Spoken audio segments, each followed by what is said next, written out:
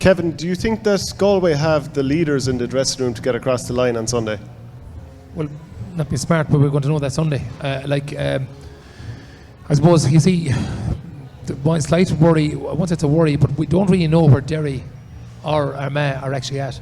If this was a Tyrone team in their pomp, or even a Monaghan team going strong 3 or 4 years ago, or a Donegal team, the Michael Murphys of this world, going well and strong with a proven tradition, you'd have to say by taking those guys out, you would have proven leaders. But I'm not so sure. But you have to look at Derry. It's their first Ulster Championship in 18 years. Is that where they wanted to get to this year? Had they achieved their goal early? Then you have Armagh, who couldn't win Ulster, and Ulster doesn't look to be the strongest this year. So, albeit they've only 1 year played in Division 1, Derry are in Division 2. So we see Mayo have regressed, without the forward line of Conroy, Ryan Donoghue, and you take out your Parsons, take out Keith Higgins, take out Colin Boyle, they wouldn't have the leaders they had in the last 4 years. So this game is a massive barometer as to where the standard of football is at. So, what about leaders? The only line you can look at this year with both teams is actually Mayo form. Kerry played Mayo, Galway played Mayo. If you're on the horses for the go next week, you'd say that Galway beat Mayo by a point, Kerry beat them by 8 points. And when Galway played them, I think Durham wasn't playing to Mark Shane well. So it's really hard to know where the standard of football at the minute. There's a transition period where Dublin have stepped back, and who's hungry enough or who's good enough to step forward. So it's just look at next Sunday. We'll see where the leadership is at. It's the first time you're going to say that from a Galway point of view, they're playing a top Division 1 side for a number of years. And we'll have to see how they stand up in that. Okay, well, I think it's time to move towards prediction time. Kevin, who's going to win this game and why? I'm going to go for Galway, and I'll tell you why. Because 2018 had a group of players from Kerry, and I don't see much changes in the personnel. I think Paddy Clifford has come in. You've lost Crowley centre back with a cruciate ligament. James Donoghue is gone. David Moore is 34 now. Geeney's not at his best.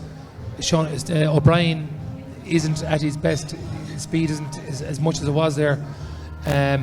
So I just feel that losing to Cork 2000, losing to Tyrone 2021, where they expect to win both games, if Galway can just push us out, stay tight, and you're coming down the stretch, the doubts I think will cop into Kerry's heads. Yeah, well, obviously, with my Kerry hat on, I'll have to go. I don't want to be shot here or anything, but obviously I'll be rooting for Kerry, and I still think Kerry will just a hesitant vote to Kerry, to the sense that I've spoken about it earlier. I think beating Dublin was a massive win. Not the strongest Dublin team, but it was huge to get that one over the line, and they showed a bit of grit.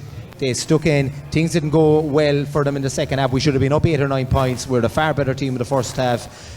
But in the second half, we stuck in there. We gave away a goal, but we stuck in there. And another day, we could have been beaten by Dublin. They'd have kicked the ball over the bar. We'd have lost by a point. I would have been heading down for Killarney again, absolutely not talking, until we got to Mitchelstown. And it was stares in the face. So it was great to get that one over the line. I still feel that we've a very, very strong bench. We've some quality players to come in. I know Paul Gainey is getting long in the tooth. So is Stephen O'Brien. Jack doesn't change. I think Jack will go with the start to a similar team. I can't see a change, but he will bring in the likes of Dara Moynihan. He will bring in Adrian Spillane. He will bring in Tony Brazen. He will bring in Killian Spillane. They're really, really good forwards, and you've options both on the wing forward line and the full forward line. If guys aren't playing well, and they know if they're not playing well, the Shepherd's Crook is going to come out. So there's a pressure on them straight away to perform for as long as you physically can anyway. And there's a good guy coming in defensively. I suppose we've concerns over Gavin White. I think Gavin probably won't start. You have the likes of probably Paul Murphy or Gavin Crowley going to fill that void. We may not have as much cover in the backs. If someone like Foley gets injured full back, I'd have concerns. So I think Kerry need everything to go right on the day. We don't need too many injuries. No, obviously in an All-Ireland, if you're going to win an All-Ireland, you need things to go right. But we don't want injuries to key players like Clifford or Foley. But if they play to the level they can play, if we can get ball in, we transition fast, we get fast ball in as much as we can, be patient, no different to like to the 2014 final against Donegal, where they had to be patient, where they had to move the ball within 2 or 3 seconds, not take the ball into contact, get into a scoring place and have a go, more importantly kill the bloody ball, not to allow them counter-attack. I think if Kerry can do that, be patient, get your scores. They have scored, they have players to kick ball over the bar from 35, 40 yards out. We need to do that. We need to draw out Galway and get the likes of the David Cliffords on ball then to release them. But it's going to be a very, very close one. I genuinely feel we'll just hesitantly 1 or 2 points. I'd love to be in a dressing room with you as manager.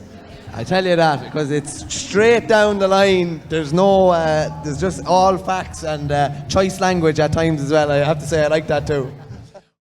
For more exclusive content, go to patreon.com/OurGame.